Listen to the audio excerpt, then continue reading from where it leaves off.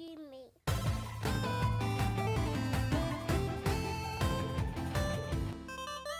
On to the next one, right? Death Stranding. The director's cut, they showed that. They showed a little bit more of it. Like, how do you feel about the director's cut? I know we talked earlier about the fact that they were adding a $10 charge for you to play that shit on the PS5 Not happy with the about PS5 that. version. Death Stranding, as we said on the last podcast, it's a weird ass game. It's a package delivery simulator type of thing. It's a UPS simulator. The fact that there's a director's cut, any of this shit like enticing you? Yes. Actually, yes, I will say, because it looked to me like they were adding in all the things that we were complaining about last time. So last week when we talked about the director's cut being announced, we were like, it's a weird game, man. I don't think I want to buy this. It's just a walking simulator or a package delivery simulator.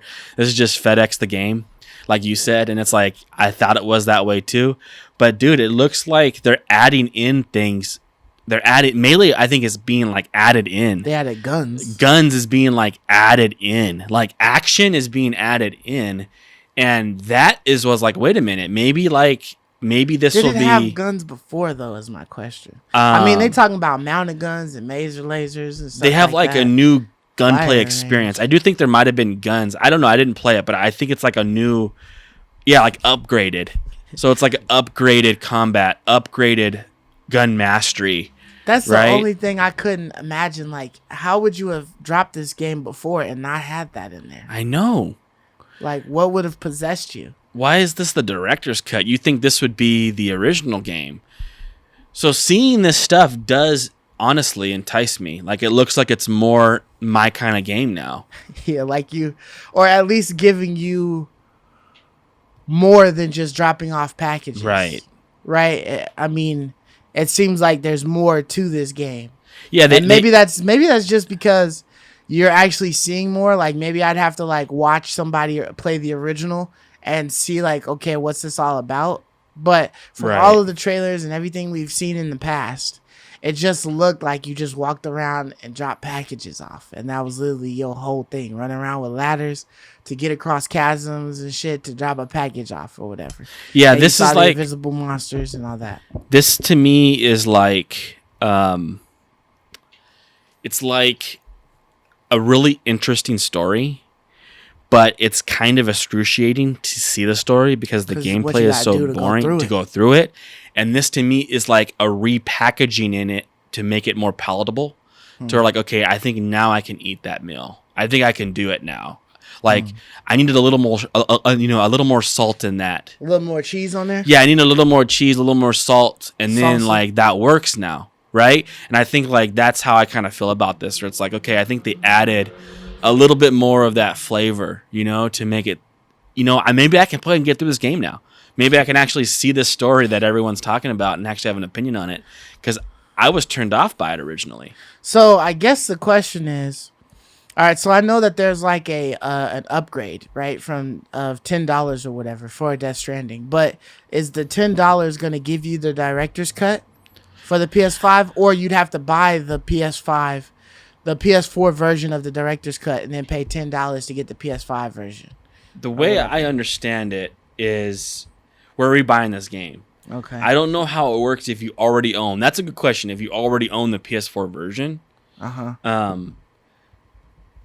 I'm curious as to, like, I'm like you, is if let's say I bought the PS4 version right now, like at a deal, can I get like the director's cut, like you said, $20 more or something like that, or $10 more? Or do I have to? Yeah, it looks like you can buy the whole thing for $59 on PSN, of course, the director's cut.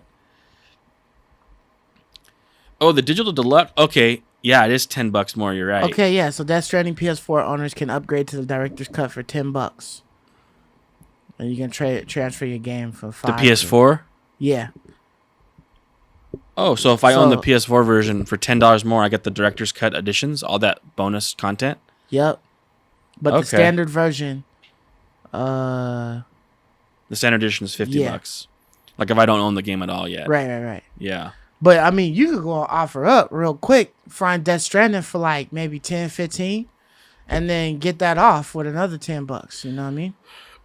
See, that's what I'm hoping. See, this is a much more reasonable sense of the $10 because they're not charging me strictly for the use of my PS5's power. It's for features. For the upgrade. Yeah, it's for features. The DLC, right? Or the whatever, content. Cut. Yeah. So that is much more palatable than what they're doing with Ghost of Tsushima, right?